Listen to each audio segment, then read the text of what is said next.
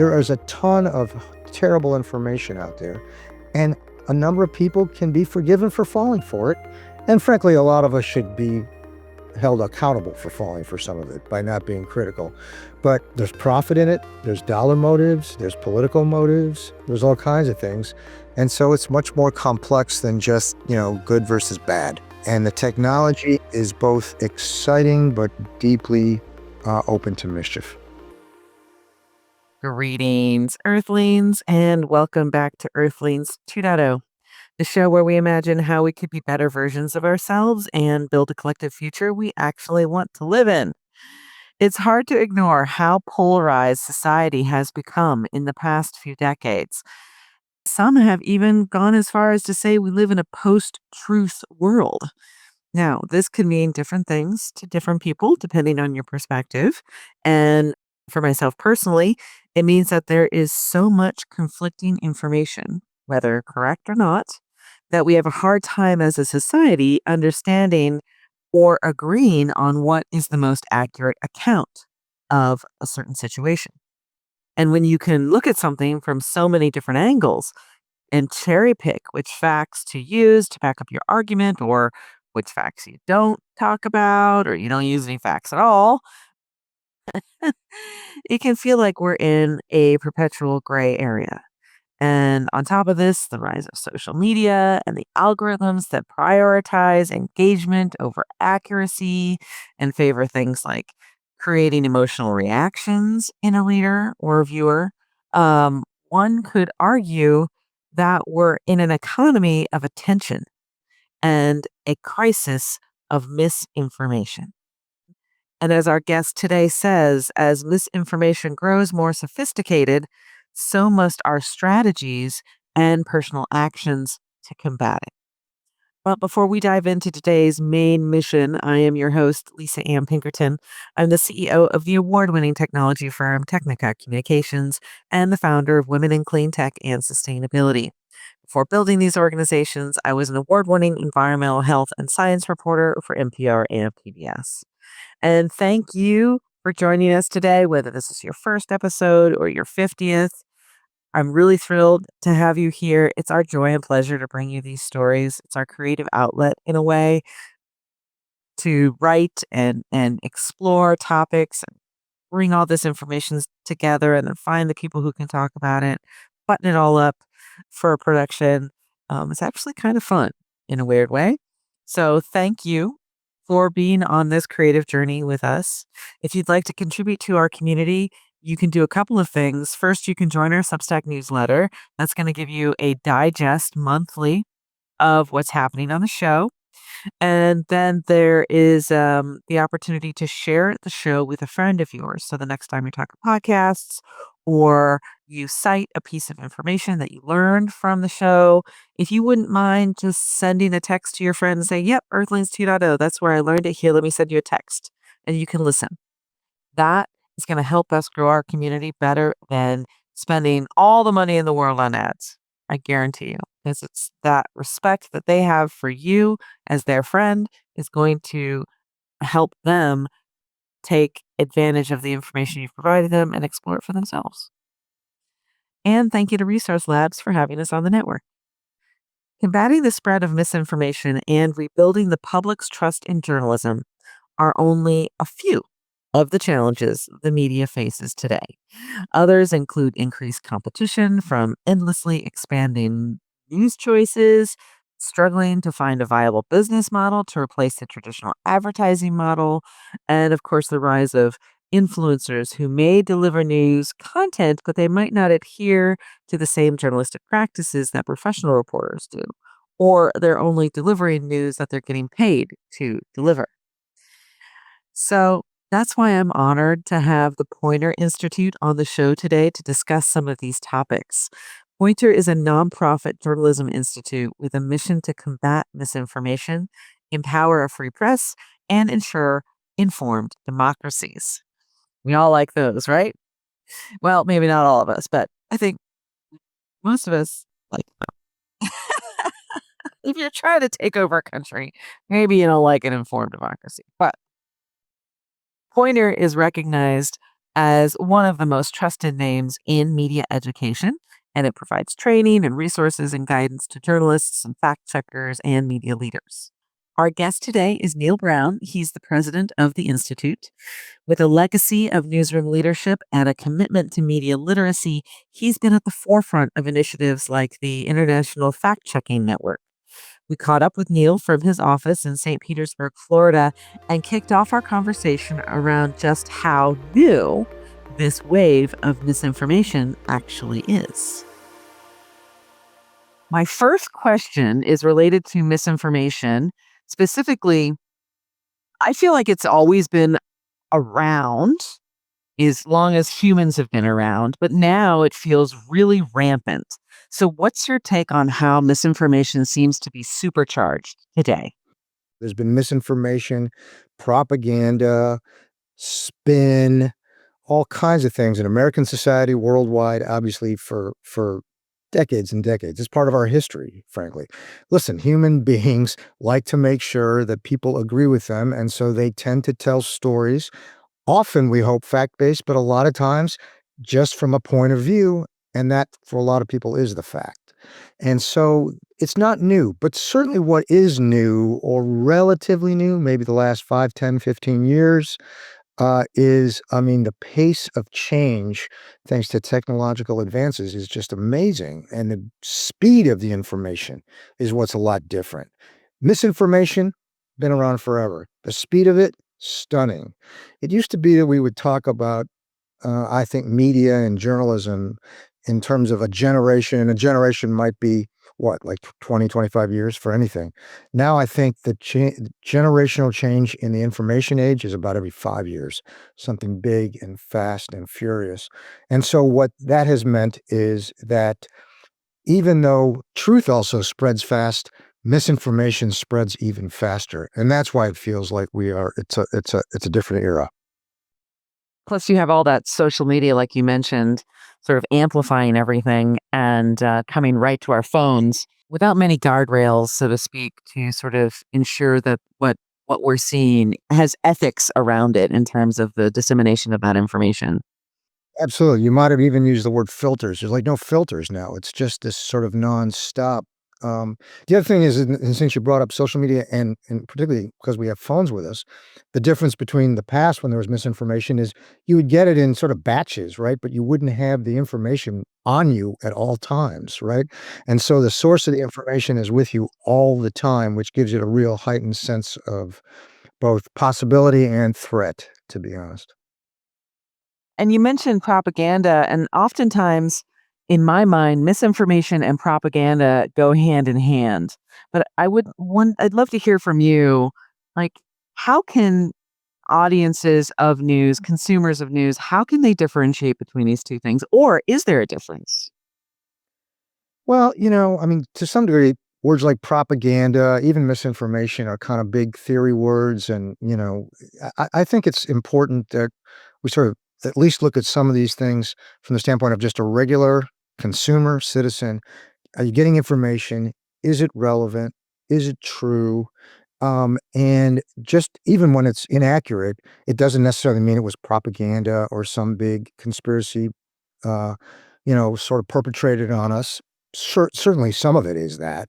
But the reality is, whether it's advertising, whether it's news, whether it's entertainment, people are trying to get you information all the time, maybe to profit off it, maybe to give you information that's of use to you. So I don't think everything is sinister at the outset, right? But it does put a lot of burden on us as consumers to be able to sort of discern, is that of value? Is it relevant? Is BS? Does it help me? Does it hurt me? Can I just put a pause on it? And so it's this sort of flood of stuff that really is sort of, draining to all of us, but it doesn't mean that it was all intended instantly to fool us or instantly to help us. I think those are convenient ways of framing it, and I think we should sort of step back a little bit from that brink. I feel a bit jealous about the news era that my dad lived in, which was he came home from work, he kicked us all off of the television, he watched Dan Rather for 30 minutes, and then he was done. That was his news for the day, and he didn't worry about it for the rest of the day. Maybe he was listening to a little NPR on his drive in the morning, but that was it. And nowadays, it's almost people feel like they have to keep up on everything all the time or they're gonna miss something. I mean, there's probably lots of places where we could trace the change back to, but even in a relatively modern era, I would trace some of the change from the way your dad consumed news to the sort of the advent of 24/7 cable.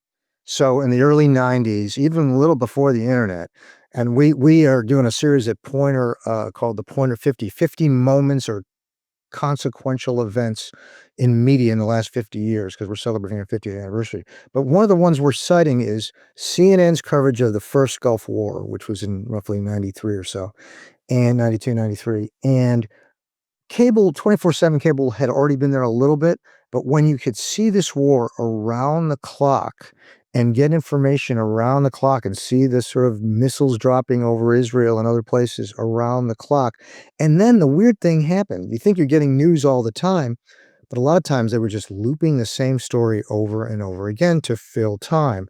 And suddenly, whether that was economically good for CNN, which did a pretty good job, frankly, of covering it, that changed the dynamic from a half hour with Dan Rather or NPR in the morning to it's on all the time. That's even before we had it on our phones.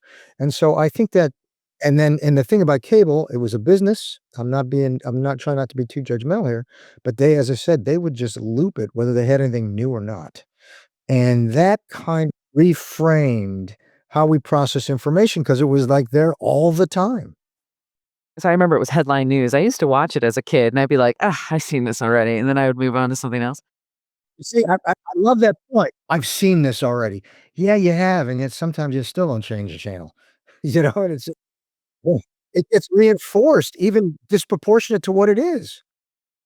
And then CNN evolved to having different anchors at different times during the day, and each anchor had their own producer, and each producer had their own take on the same news, and so then you're still talking about the same thing all day long, and there's maybe these little developments here and there, but you're still glued to it because it was the beginning of the dopamine and opioid effect. Like, you kept getting the little dopamine hit because there was a possibility that you might find something new.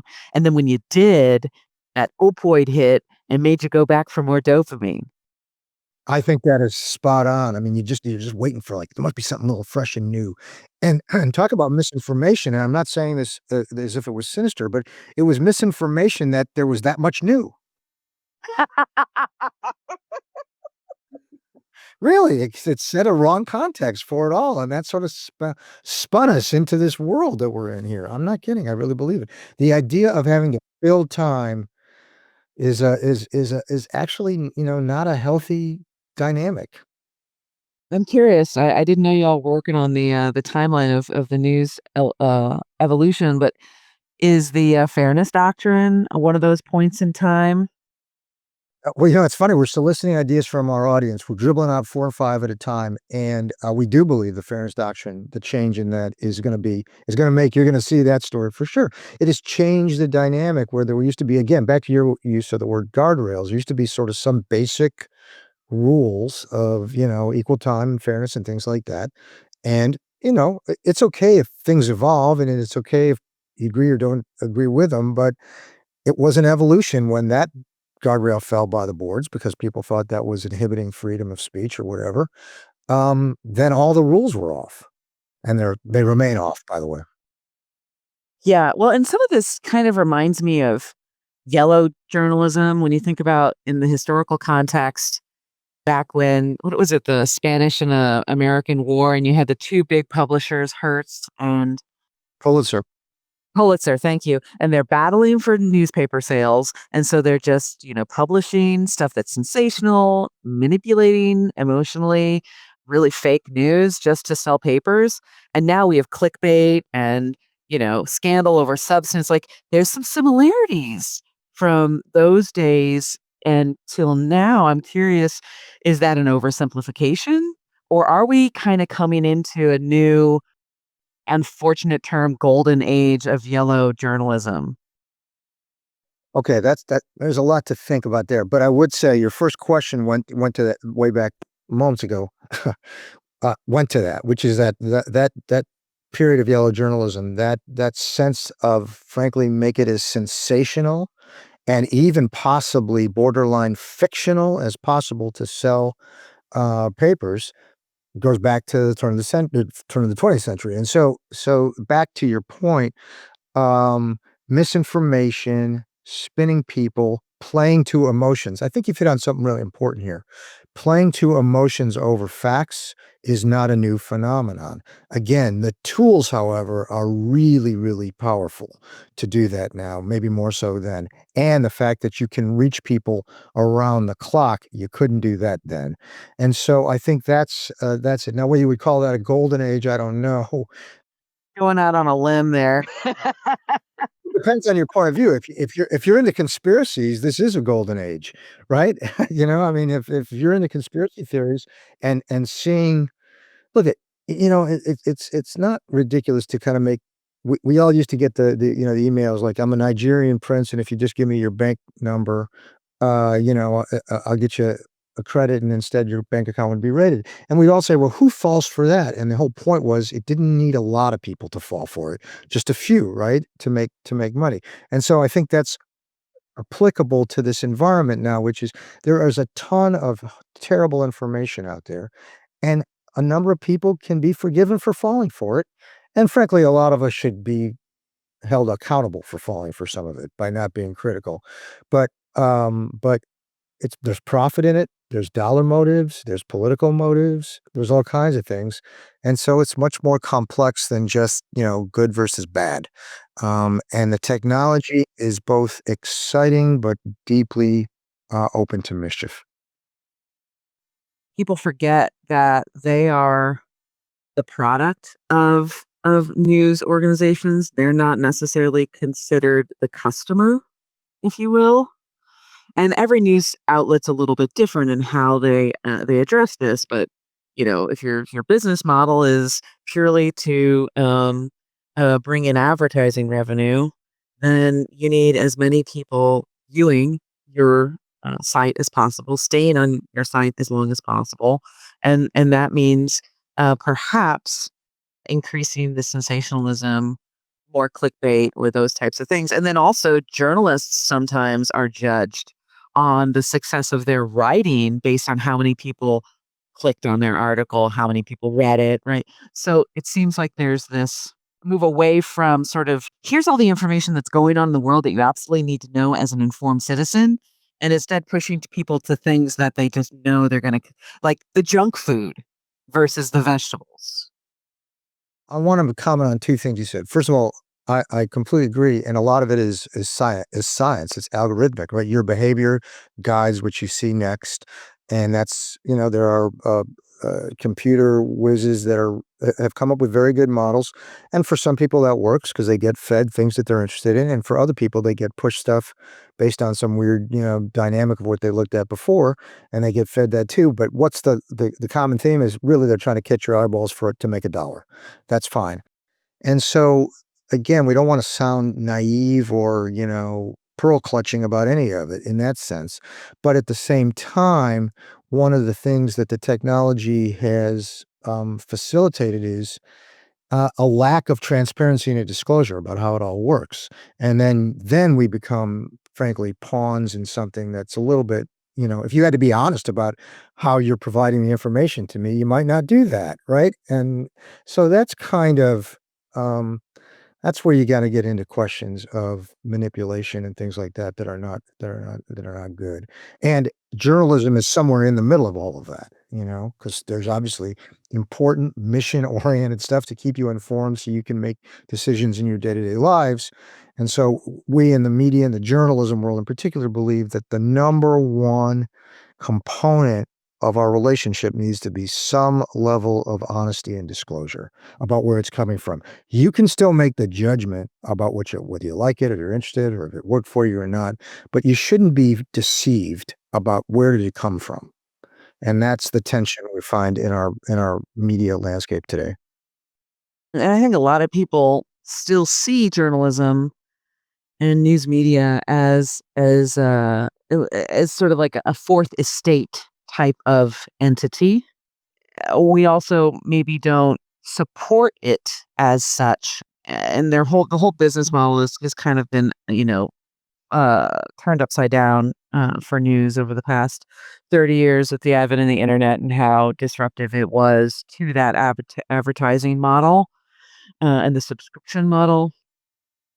And so I'm curious to hear what your take is on how journalism is evolving in this new age of digital information, misinformation, and how is the journalism aspect of what we do as a society holding firm and where is it falling away? So you talked about the fourth estate, and I'm going to come back to that notion of journalism as essentially a fourth branch of our civic life, to try to hold the other three branches accountable. That remains a key goal, but and a key mission, and it's still there. But what's certainly different is the irony is we talk about, well, the news business is under strain. It is economically for sure, but the irony is it's under strain because there's more choices than ever, not fewer, right? And that's so not everybody's playing the fourth estate role. It has become so fragmented that you can get your news from so many different sources, which is on one hand great, good for the consumer, interesting, but makes it very hard to finance any of them. And then it goes to the question of, and who among them is going to play that role of independent force for accountability or independent fact-based forces when they all have so many different, I don't know, ways of serving customers, and as I said, it's so fragmented. So, basically, you could sort of say, look, you've got less and less print news organizations, but there's still plenty, and there's certainly plenty on the community weekly side of it, and they give advertising, and they serve local markets, and they're in their communities, in California or Florida, wherever you may be, and they serve a purpose. But then you also have news from what we talked about 24/7 cable, or from the networks, or from digital websites, of which, there was probably, I think, 300 new news sites that went online just last year alone. So even as we talk about all the layoffs and trouble in journalism overall, there's smaller new startups happening all the time. Will they survive? I don't know. We'll have to market. We'll see, because there's so many of them. Then we have the fact that people get their news from Instagram, TikTok, certainly YouTube, Facebook, and some of it's really good stuff. A lot of it's a bunch of crap, but you just have to understand it. But there's so many choices. Substack is now this entire new platform full of news purveyors. Podcasting and newsletters, I think, are two of the most interesting and viable forms going forward. So, which one of y'all is the fourth estate? Some of y'all are, some of you aren't. So the roles are no longer simply defined, and I think that complexity confounds us a little bit, and we're going to have to get a little bit more comfortable with it, rather than just decry like that it's sort of one thing or the other. I kind of feel like a lot of the foundation of this concept around the fourth estate was investigative journalism, which is very expensive, takes a long time, doesn't always pay off. I lived through, as a young journalist, lived through this experience of the the falling away of investigative journalism writ large, always being at least one or two investigative journalists at every newspaper, blah blah blah. Um, and I'm curious to hear from you how you think that aspect of journalism has evolved, where it's going, because that's really sort of the crux of some of these the holding power accountable aspects of journalism that society does ultimately benefit from. Oh, absolutely. My feeling is it's a mixed bag. It's not like it's all gone or lost. Hardly. Some of those very websites I mentioned a moment ago are investigative journalism websites. I'm actually seeing young people getting into the journalism field because they still care. They have a sense of indignation, and they want to right some wrongs. And I think there's still a good vibe. You are seeing more and more journalism at the local level, even investigative journalism happen, but it's funded through philanthropy and foundations because, like you said, it's expensive. And if you had to have a business model around it where there needed to be a profit margin or return on investment, that's a tough sell for some people right now because, like you said, it's expensive and it takes time. But we also think that the path to being relevant in your community or mine is through a mixture that would include some investigative stuff. Because if the independent press doesn't look at it, who will? We know the problem with our civic life right now, and this isn't just a partisan question, though it certainly can be, is that those in power are able to go directly to people with their own messages without an independent analysis of it. And so every politician of every stripe is taking their message directly, or even government officials or business leaders, they're taking their own messages to people without any independent verification about whether it's meaningful or or or doing what it says it's going to do. And that's where we still need independent journalism, just like when you were in that side of the game, to basically spend some time and hold people to account and find out what's going on. So we have to find new and different sources of funding to make sure that that doesn't go away. Because talk about watchdog situations. If we, as independent journalists, don't have investigative reporting going on, then a lot of people in power will can just run roughshod over what we value.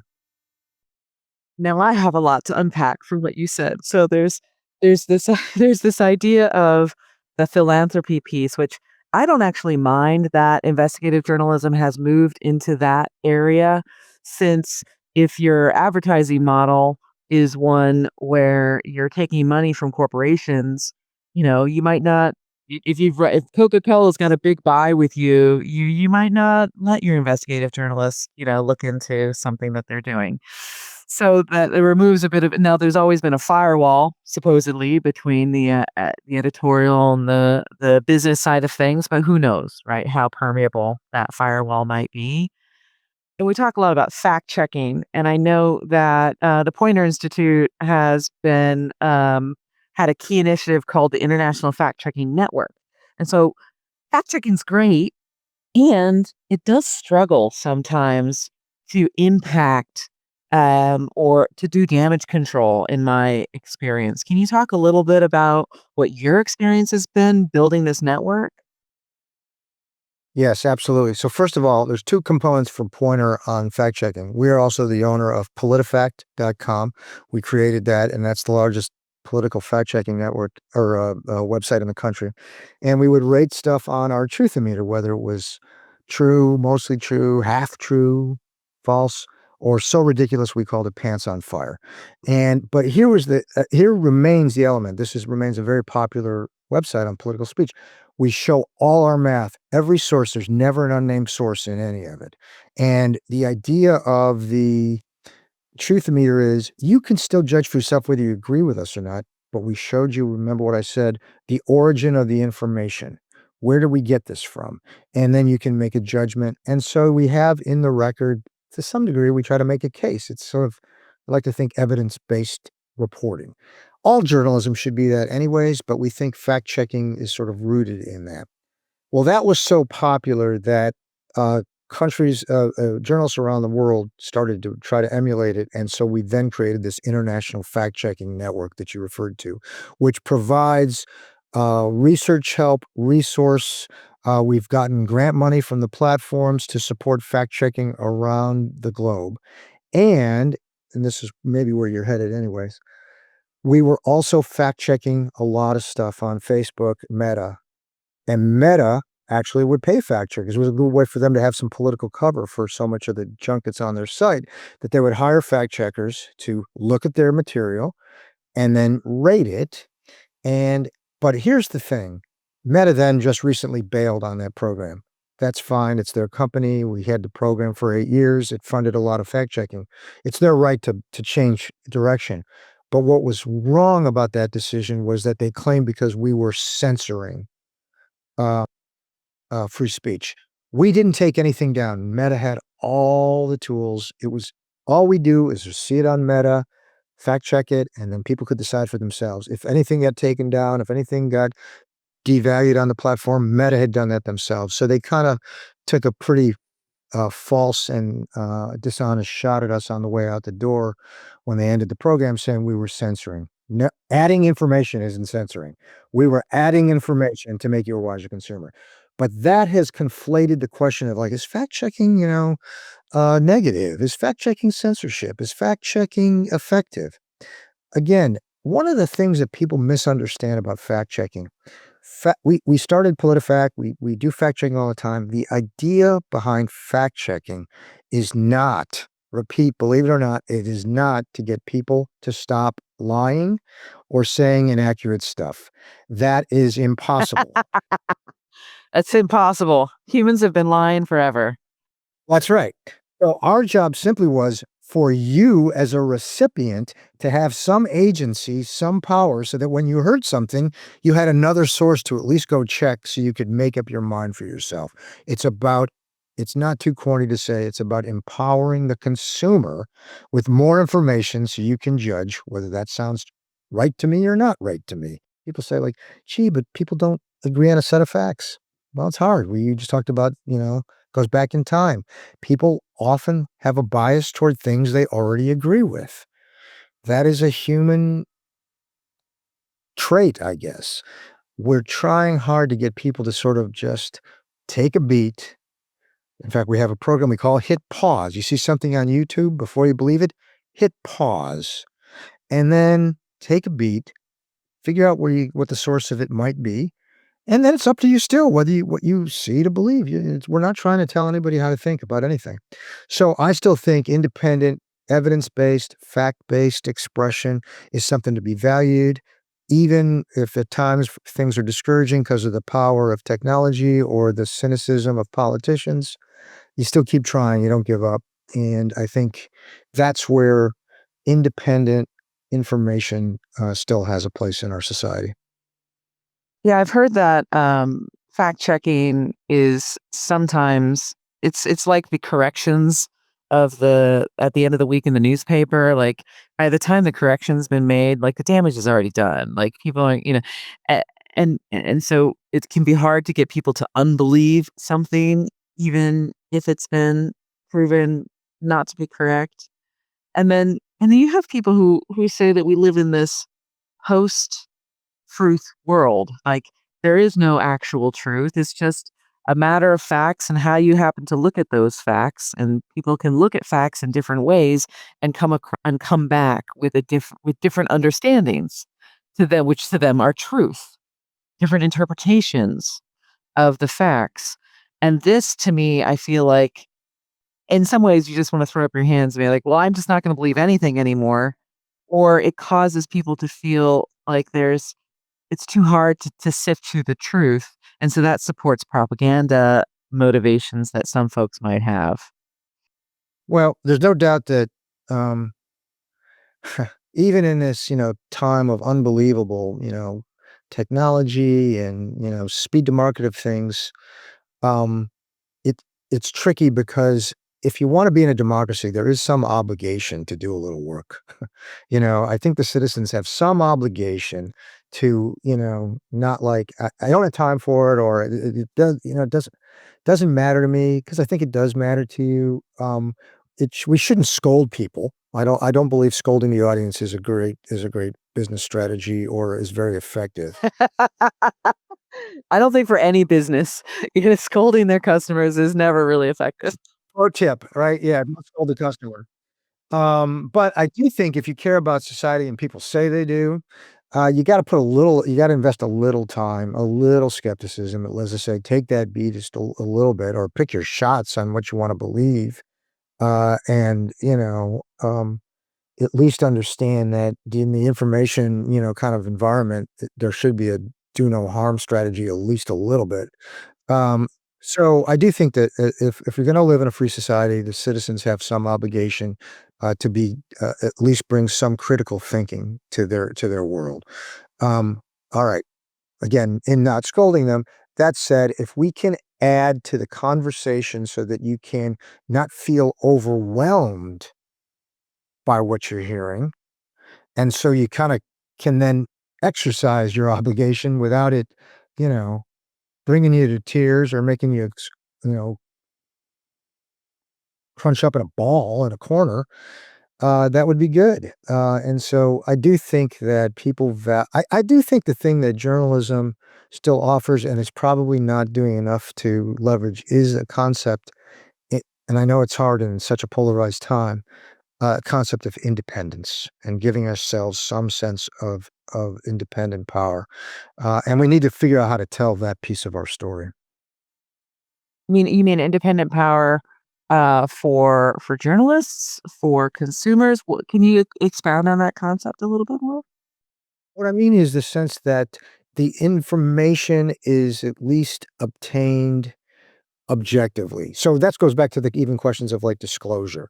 You like, you know who I am, maybe even me, or maybe I'm in your community and I'm a local journalist, and you have a relationship with me or the news organization, whatever, and you don't have to agree with everything. You don't have to do it exactly the same, but you know who we are, so you can decide for yourself that where am I coming from? I'm coming from a place of independence, not that I'm trying to spin you into one thing or the other, and that the information was obtained at least without too much of a preconceived notion about what it is. And now here it is, and it's independent. Now that it's independent, it's yours. You do it what you want. So I do think about independence. Yeah, what I was referring to is from a journalistic standpoint. It's not by the Democrats or the Republicans or by Amazon or by Macy's or whatever, but that there's some level of independence that I think we should leverage, or that has a credibility that gives you, the consumer, some value.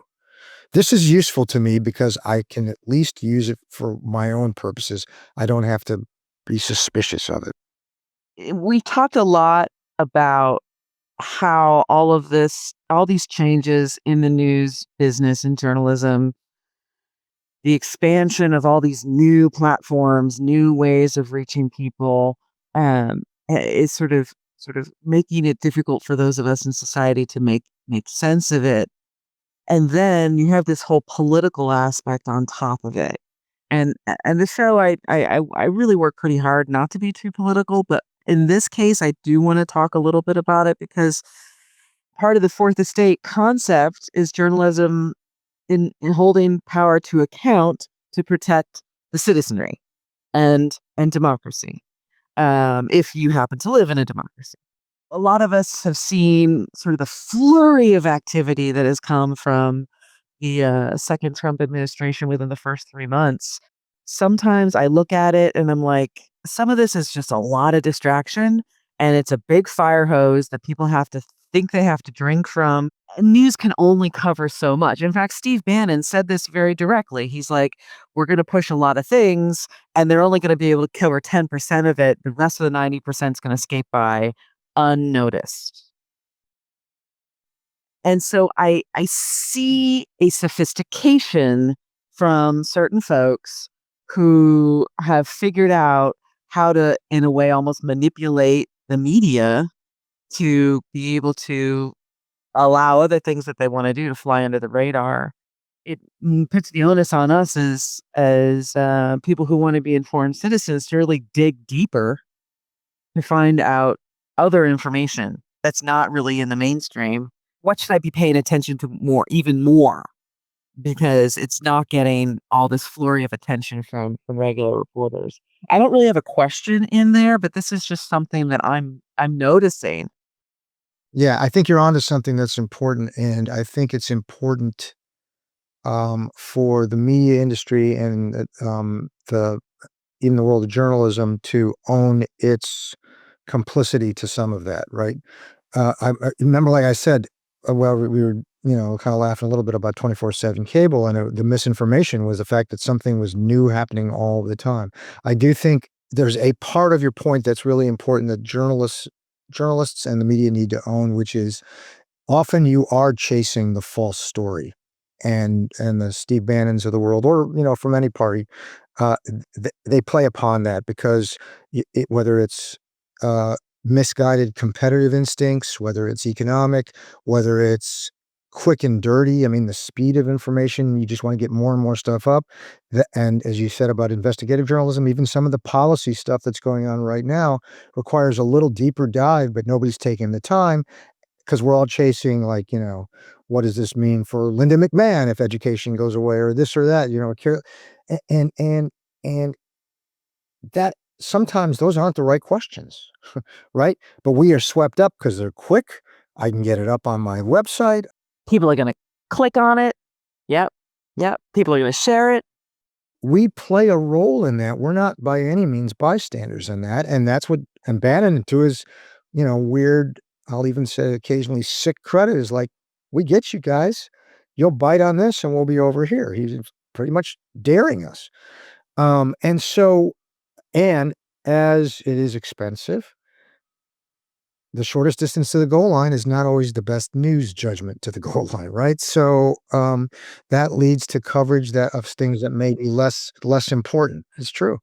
And so I think we have to also, ask ourselves, what are the ramifications instead of everything reacting so with such intensity and heat, and that we sort of, at least devote some of the resource and then tell the audience that we're doing this so that they will actually value it, to say, let's try to take this thing apart first, rather than assume if you don't like Trump, everything he's doing is bad. If you do like Trump, everything he's doing is good. It's just not that simple, even though both sides want to play it that way. And that is often a very unsexy story, and that plays to some of our worst instincts. So I think it's a real challenge in this journalism dynamic, both because of the tech, because of the politics, because of the sort of this marketing sophistication, that we're all squirrel, squirrel, squirrel. It's true. It's true, and in a way that is not really that good for society. It's not that good for society. I have to keep telling my friends, and I started posting on LinkedIn like these little PSAs about how to understand the media because people are just getting so sucked into the emotionality around some of this stuff. And I said something to the effect of, remember, there's multiple different types of news. There's actually this happened today, factually, this happened. Then there's, well, this might happen. So a preview, speculation. Speculation is the word I was looking for. They're spreading hypotheses. Hypotheses, yes. And then there's the what I think of as market testing by politicians. So Trump will just throw out something like, we shouldn't be doing this anymore. And people are like, "Oh my god, what happens if we don't do that anymore?" Or, "Hey, that'd be great if we don't do that anymore." And they're just trying to gauge the reaction from from the populace, or maybe they're trying to gauge reaction from their stakeholders, or something. And it actually has nothing to do with the average reader. It's all market testing, and being able to discern these different styles of news articles, I think could help people understand where's there some news that they can hold on to and digest and use it to make informed decisions, and what else is just like gossip. Oh, gossip is the other category that I like to use. You are and will be a fantastic, ambassador for media literacy, because what you're talking about is we want an audience that understands those different dynamics, because they are all different. I'll give you an example, and this is very mainstream media one. I won't say the news organization, but the other day there was a story, in a very respected mainstream news organization that disappointed me, and here's how it went. It said that this was, I think, having to do with the tariffs related to, Mexico and Canada that the president wants to put in place, and the story said this: "These were identical to the tariffs that, President Trump put in place in the first year of his first term." And then the rest of the story said, to your point about speculation, it could cause inflation. It could cause these prices to go up. And all I could think about, like, if they were the identical tariffs, well, then did they last time? We know there's something to be known rather than speculate about, and if you don't know or it didn't or whatever, but instead you went right from here's what happened before, and they said identical, but then dove into some speculation. Well, why don't you go back and find out what happened last time? So, just a small example of where we're not doing ourselves any favors if we sort of get swept up into sort of a little bit of the, pigpen cloud of, thinking when there was real factual information to be had. And I do think that that level of, helping consumers be a little bit more hip to what they're hearing so that they can make some sense out of it is important that we do that, and it's an obligation that we have. We have those tools for consumers when it comes to the food we buy, right? I can look at a nutrition breakdown. I can look at the ingredients because I need to know if what I'm ingesting I might be allergic to or has red dye number 6 in it or something that I'm trying to avoid. And it's interesting to me that we don't always have those same types of tools or that level of education when it comes to media. So I'm curious to hear from you, like, what are some tips, techniques that you would share with the people who consume media when we're reading or we're taking something in visually or from an auditory standpoint? Like, what are some guidelines that we can use that would help us take a step back from getting sucked in and evaluate the news that we're reading on a more rational level? News organization after news organization is doing more studying of this, and I think that's a good thing. So I say that you're asking a very good question and one that needs lots of conversation, and some scientists are on this to boot. First, it starts though with what I said before, which is particularly if you're getting something on a spot basis on your phone or in some kind of social media context, just don't start from the standpoint of that it's true or false. Start from the standpoint of where did this come from? What and I don't mean you have to suddenly become a librarian and, do deep Google searching on all of it, but maybe a little, but just like, I just want you to, that's why we use the phrase hit pause, take a beat.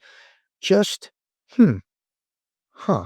I mean, just literally a breath to say, I wonder where the source of that information is. And that is not that very hard to find.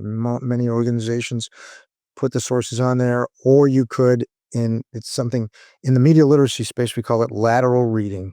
You hit pause, you go to one next screen. I mean, it's like a button, and you type in the thing you just heard and see what comes up. And you're like, it doesn't, I mean, you don't even have to dive into the links of the sources. It's just, if you just do they call lateral reading, just a quick Google search on something you just heard, you'll find out where that really was coming from. So it might not be just your uncle, it could be this or that, and it's an amazingly, and now suddenly that's a little piece of information, because if you know the source, you're like, "Oh, I trust them."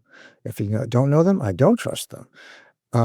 And so suddenly you're already a little bit more, you a little bounce in your step about comfort with this stuff, and it becomes more natural going forward. So we're really big on, as a step, sort of lateral reading. 2, again, we do think local sources tend to be better than national ones. I'm not talking about on the biggest national or international stories, but we really believe it's time to recommit to find some sources of information, whether it's a community weekly newspaper or a website or your League of Women Voters, whatever it may be, where you can go to some local people for your sources of information. So that will, again, build back up our muscles to be critical thinkers about, like, so rather than have every piece of this vaccine debate be about Robert F. Kennedy Jr. right now, what if you just go to, like, ask your doctor, what source do you use? Whatever it may be. I'm not trying to make a political statement about any of it, as much as, like, take it down to a local level, not a blue red, not a big macro thing. Deconstruct the information to be much, just think of it, does this matter in my life? So that not everything is this emotional, am I on the winning side? Am I on the losing side? Are my rights going, just, it's too exhausting to have these deep macro life debates all the time. And that tends to make us not good consumers of information. And so if we can get local and find the source. Those are 2 kinda, and take a pause. You don't have to, you can do things on your own terms, that we think that in general, you're it's It's like a little Zen yoga to your news practice a little bit and just try to, slow it down, slow the game down a little bit, and things will be fine.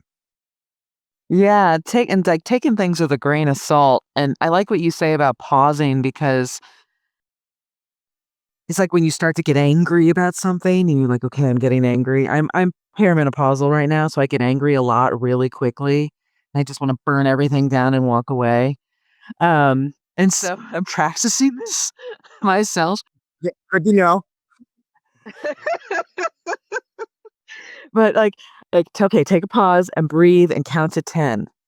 And just counting to 10 allows me to get a handle on whatever's happening. And you saying take a pause is very similar, especially if you feel yourself getting emotionally charged from what you're reading. To me, that's an immediate red flag. I'll usually stop reading right there.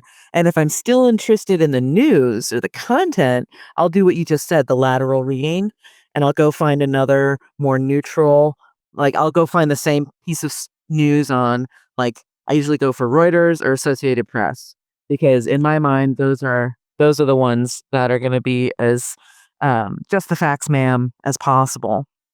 Spread those words because I think your approach is what we're getting at, which is we're ultimately not going to tell you what to think, but we just want you to come up with a process that works for you. And information is no different than anything else. There's no need to accept everything on everybody else's terms. You can put it on your own terms.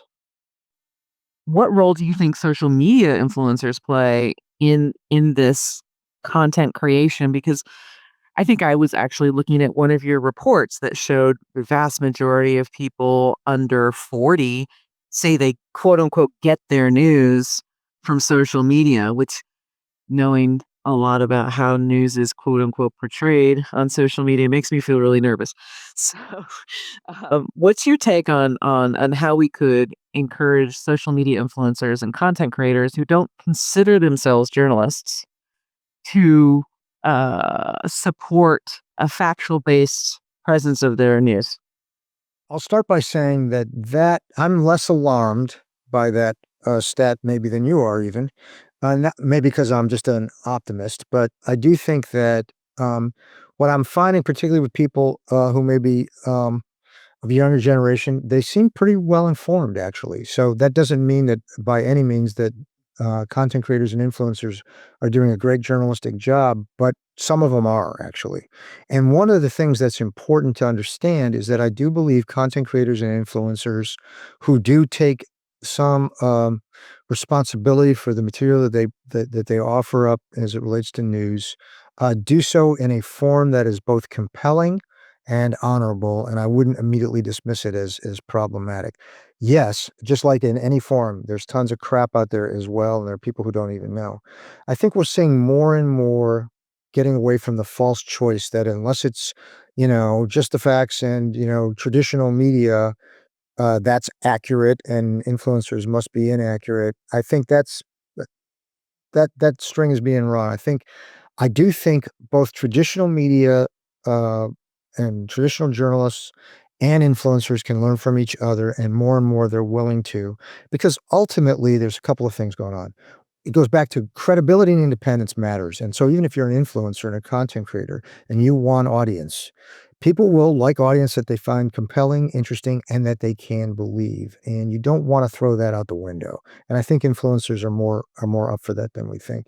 Similarly, I think traditional media has a lot to learn from storytelling forms like TikTok and vertical video like Instagram, because it's interesting and it's compelling. And you made the reference earlier about, you know, eat your vegetables. I don't think we want journalism to be only a vegetable. I used to always say when I was in the newsroom, well, my story on the city zoning matter was dull but important. Well, if it's important, then it's my fault it was dull. Right, right. It's like eating broccoli without any salt or like just steamed broccoli undressed. Nobody likes that, right? So here's the thing. I think we are finding a lane, and like you said, one of our reports is suggesting it, where there are good influencers who recognize that they have a good way of um, explanatory journalism. You see it with some of these influencers on YouTube, like Cleo Abram or Jessica Yellen. She came out of that world. the traditional world. They're doing long form storytelling, podcasting I mentioned too, in new forms, and it's interesting and it's engaging, and some of them obviously get the values and of ethics and being responsible for the information you put on there. Even if it's advocacy, at least you're showing your facts, right? Even if you wanna have a point of view, that's fine. Be honest about your point of view and show why you believe it by showing who your sources are. That still counts as journalism in my life. And then the Washington Post has a tremendous TikTok presence, and there are others that are finding ways to reach new audiences or people who are never gonna subscribe to the traditional media.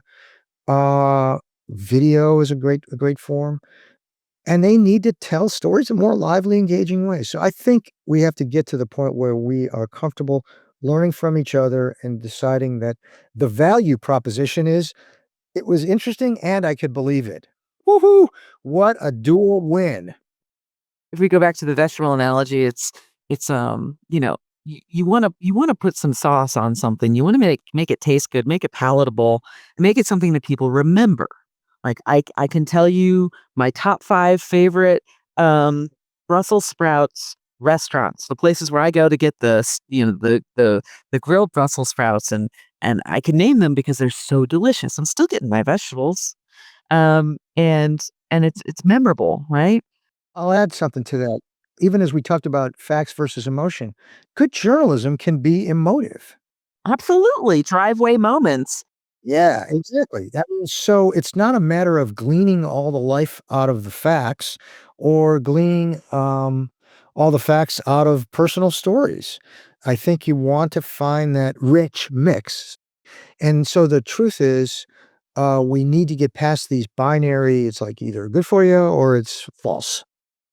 One thing we haven't touched on though that I do wanna make sure we're covering is AI and how AI is sort of taking some activities, that journalists may have, done traditionally, and you can extrapolate from that all the way to, like, us having AI journalists in the future and human is fully taken out. That's an extreme example. So, but I'm curious to hear from you is where do you think what role do you think AI plays now and and how can we help shape a future where journalism is benefited from AI versus hindered?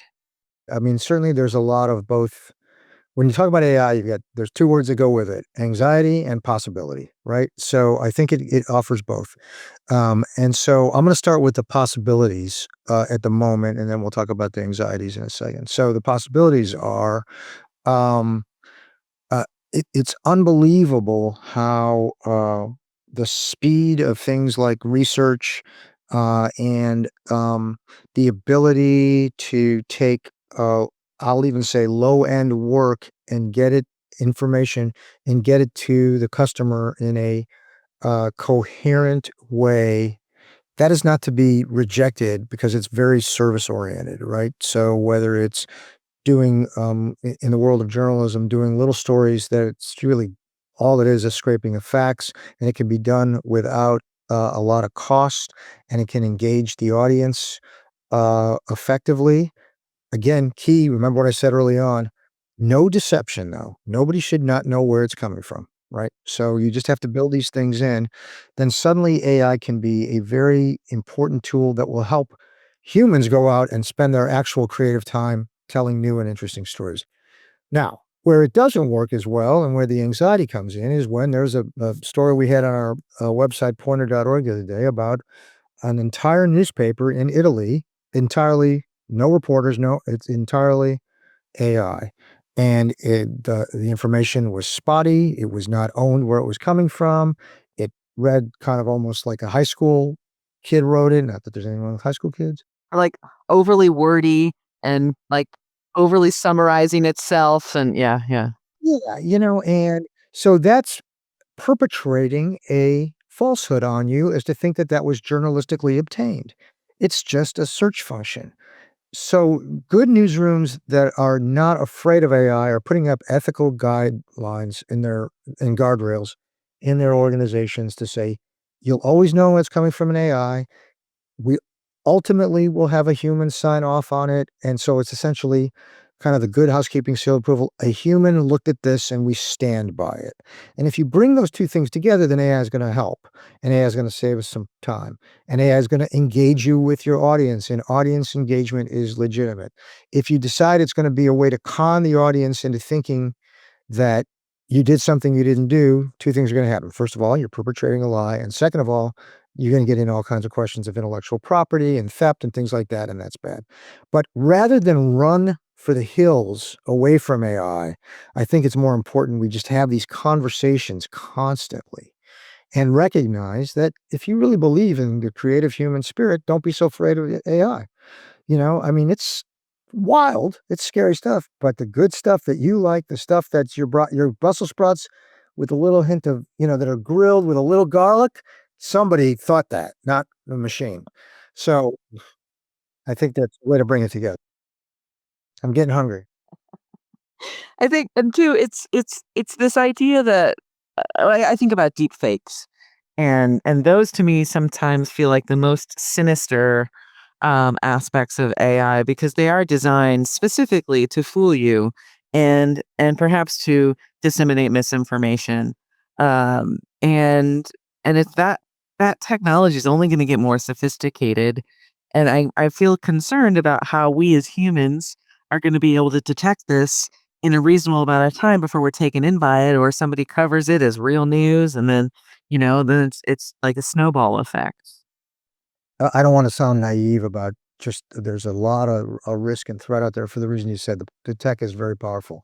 And deepfakes, even before this real explosion of, generative AI and conversation about ChatGPT. I mean, I remember going to a conference, International Fat Chain Conference in 2014, maybe 2013, and, I mean, Russia was using deepfakes to talk about its incursions in Chechnya and Crimea, and so there's wild tech out there, and people could be forgiven for being fooled. I mean, it's stunning how powerful it is.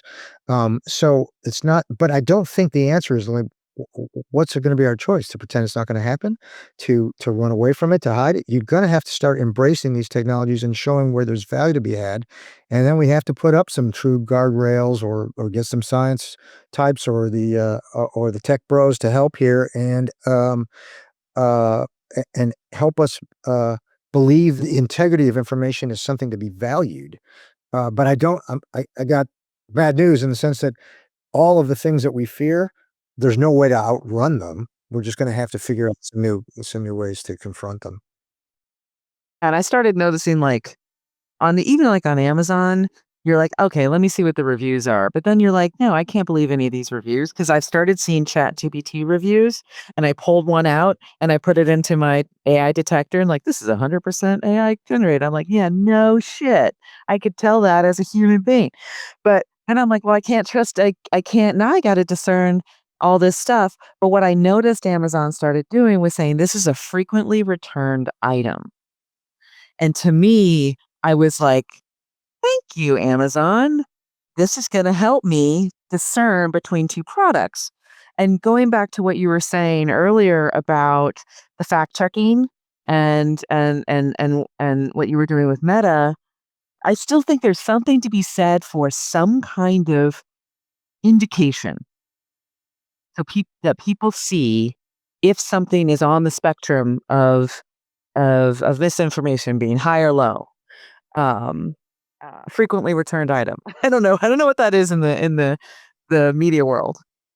I don't know, but that's a brilliant example, to be honest with you, and it goes to those questions that, you just want a little bit more information, and, so you can make some judgments, and that was a very useful little tagline, and it's rooted in some kind of, factual analysis of how many things got returned, and you as a consumer decided that matters to me. And it goes back to those techniques of media literacy we said, we can discern what's speculation, what's gossip, what's just happened. I just need to know what the frame is so I can decide for myself. And I certainly agree with you. This sort of review-based, kind of commerce we're in, but I don't know who the reviewers are. Their tastes are different than mine. But all information helps, or well, maybe not all, but lots of it would help.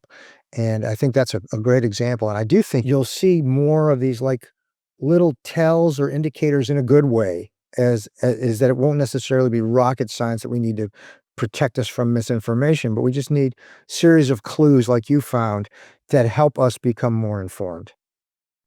I know we've talked about a lot of things. We only got through, a portion of the questions I had. So maybe we can have you on again. But we're a futuristic podcast. We're always looking to the future, usually about 5 to 10 years out, sometimes 30 years. But I think for this conversation, like in the next 10 years, how do you see news, broadly speaking, journalism, and all the content creators and social media, all this stuff that we've talked about. How do you see this evolving in the next 5 to 10 years?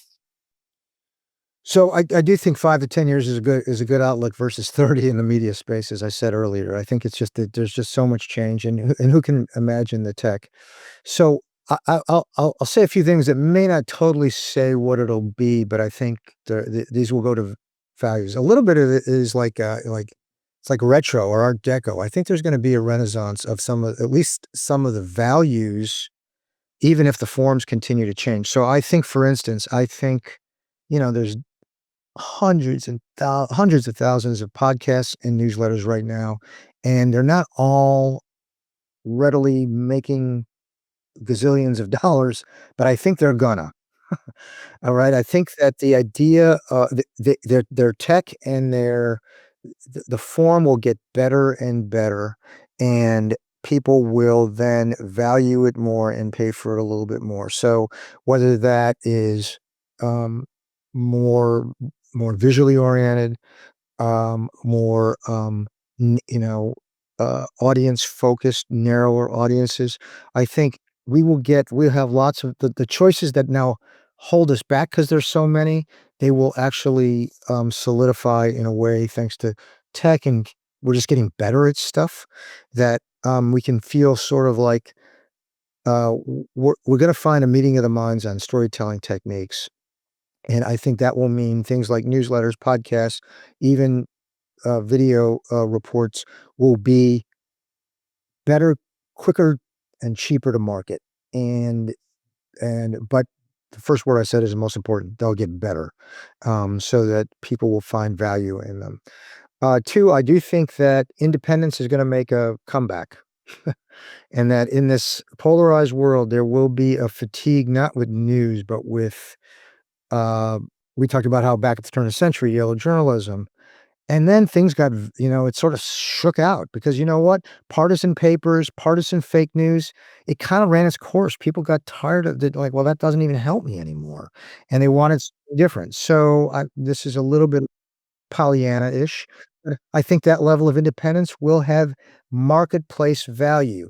It will help if the first thing happens too. It'll have marketplace value, and it was really kind of a good story, and it was emotive, and it didn't take me long to get it.